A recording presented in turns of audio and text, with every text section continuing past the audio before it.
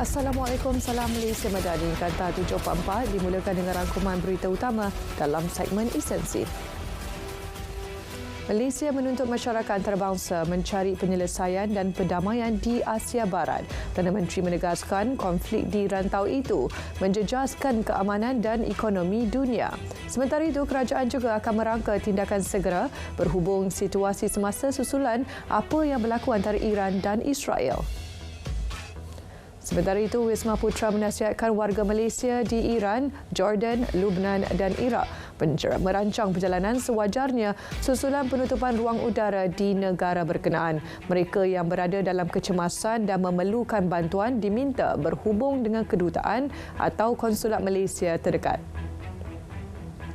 Dalam pada itu, Kementerian Luar diminta bersiap sedia memantau keselamatan rakyat Malaysia di negara berisiko. Ini susulan serangan drone dan peluru berpandu oleh Iran ke atas Israel. Timbalan Perdana Menteri juga berkata sekiranya perlu, tindakan membawa keluar rakyat Malaysia dari mana-mana kawasan berisiko hendaklah segera dilaksana.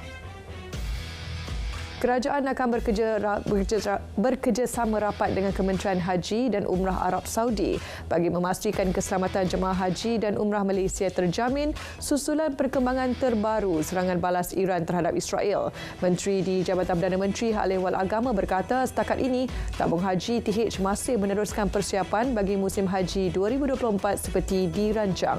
Jabatan Perdana Menteri Hal Ehwal Agama akan terus memantau situasi terkini di Asia Barat. Dalam perkembangan sama, Malaysia Airlines MAS akan mengubah laluan penerbangan antara Kuala Lumpur dan London bagi mengelak ruang udara Iran. Syarikat penerbangan lain seperti Air India, Qantas Australia dan Lufthansa juga akan mengubah laluan penerbangan buat sementara waktu. Polis telah mengedarkan foto suspek yang terbabit dalam kejadian tembakan di lapangan terbang antarabangsa Kuala Lumpur KLIA Terminal 1 ke semua pintu masuk negara di utara tanah air dan pihak berkuasa negara jiran. Ketua Polis Negara berkata arahan itu dikeluarkan sebaik sahaja pihaknya berjaya mengenal pasti suspek. Pihak polis turut memperketatkan kawalan di lorong tikus di sempadan negara. Suspek dipercayai masih berada di dalam negara dan usaha mengesal lelaki itu sedang giat dijalankan. Polis Perlis dan Kedah turut meningkatkan kawalan serta pemantauan di sempadan Malaysia, Thailand, terutama di lorong-lorong tikus. Ini bagi memastikan suspek kes tembak di KLIA tidak meloloskan diri dari negara ini. Koordinasi dan sekatan jalan raya dilaksana dengan bantuan pasukan gerakan ARM PGA dan Angkatan Tentera Malaysia. Dalam pada itu, PDRM sedia mengkaji kawalan keselamatan secara terperinci di KLIA. Pengarah JSJ Bukit Aman berkata kajian itu juga berdasarkan beberapa kes yang pernah berlaku sebelum ini. Polis juga akan membuat penilaian sekiranya ada keperluan menyediakan anggota keselamatan buat isteri suspek.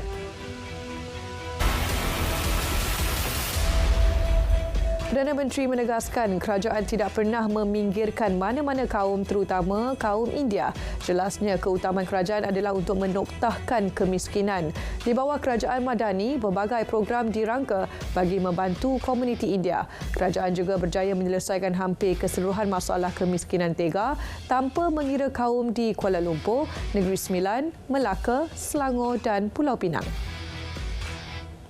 Pelbagai inisiatif dilaksana kerajaan bagi memperkasa masyarakat India dalam bidang ekonomi.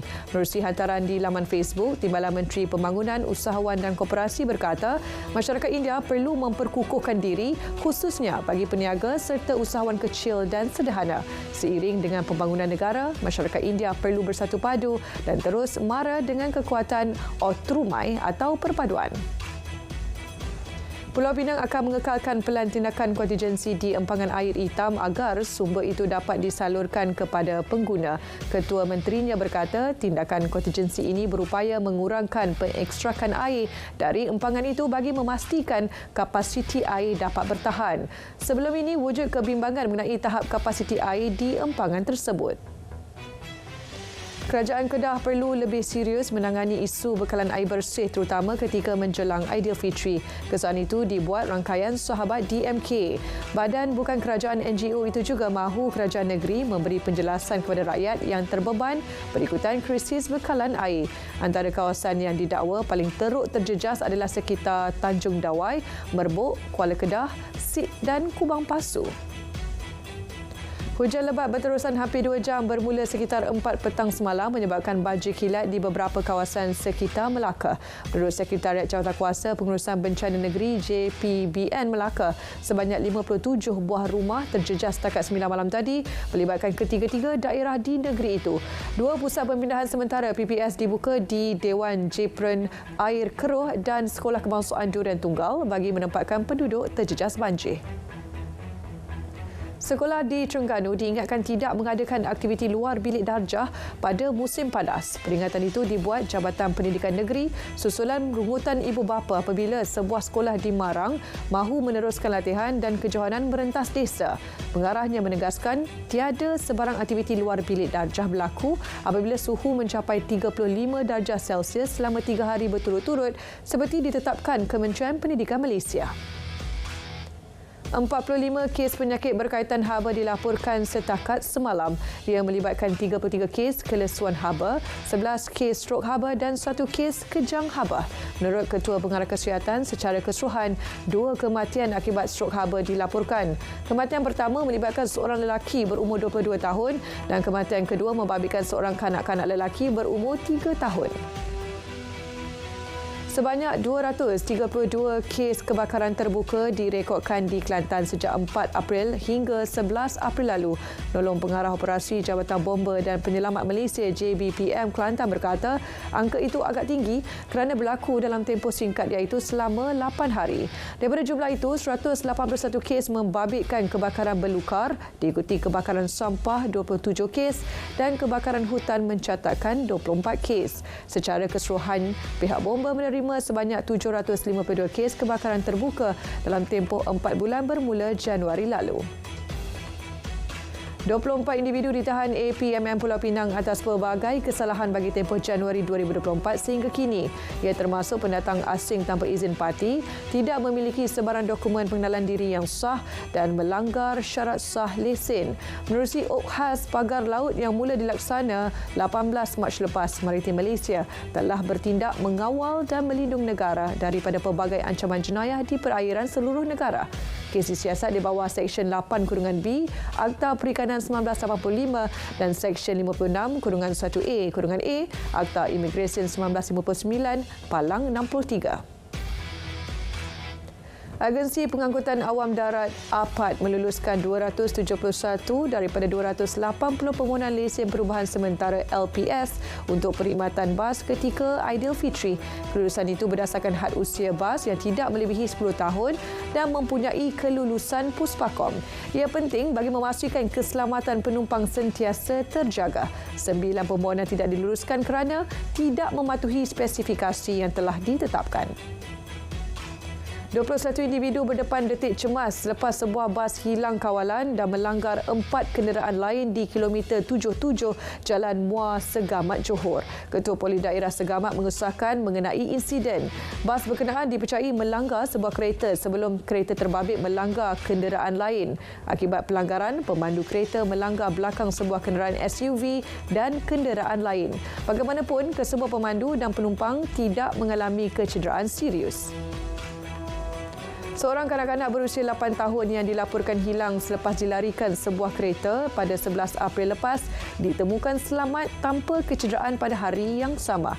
Timbalan Ketua Polis Daerah Kuala Selangor mengesahkan kanak-kanak berkenaan dijumpai semula lebih kurang 1 jam setengah selepas hilang di kawasan rumahnya di Jeram, Kuala Selangor.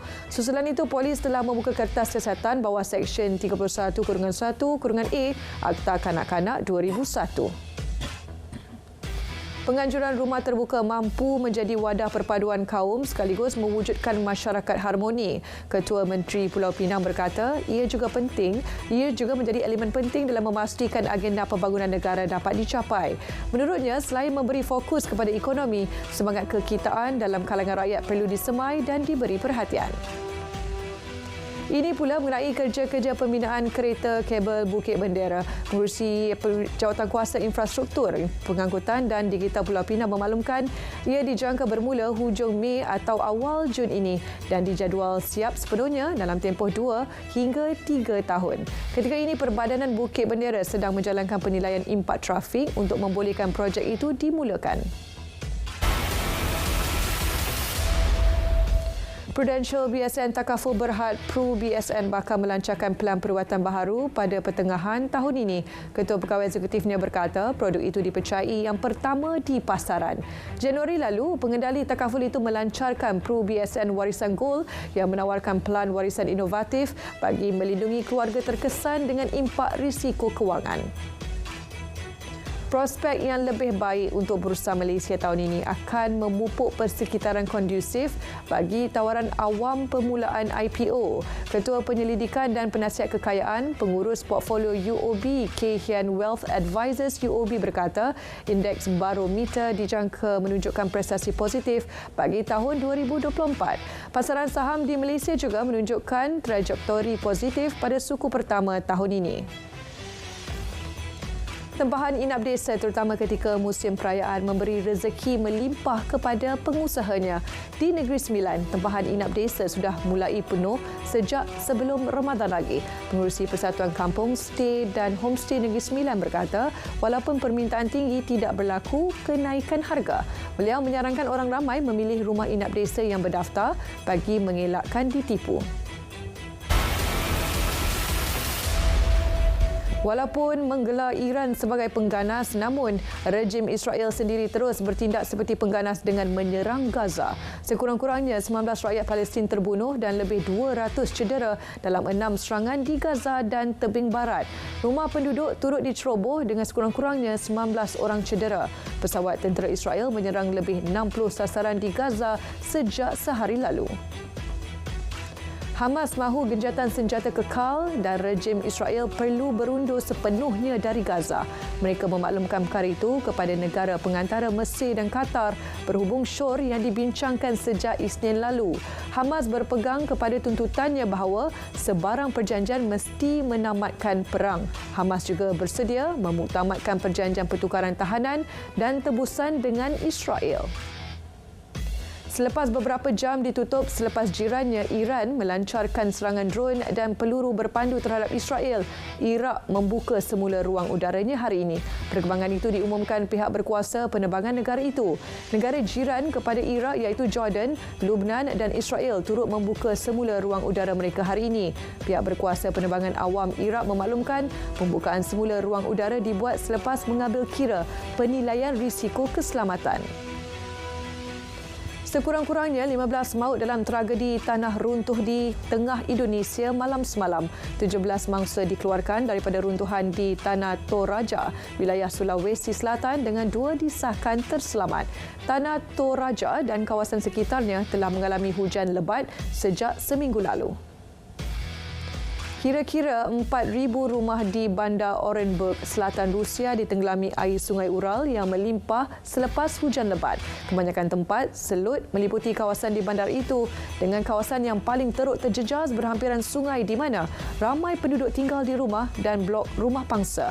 Penduduk yang ditemui berkata bantuan daripada pihak kerajaan lambat tiba di kawasan banjir berkenaan.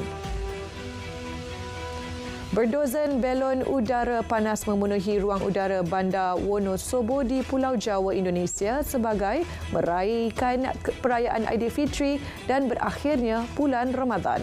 Pesta itu menghiburkan dan meriah untuk penduduk tempatan di samping mengisi masa lapang dan menarik pelancong. Setiap belon ditambat sekurang-kurangnya 3 tali untuk keselamatan selain tidak mengganggu lalu lintas ruang udara. Sekian Kanta 744 dari Sungai ke Segara, Palestin pasti merdeka. Salam Malaysia Madani.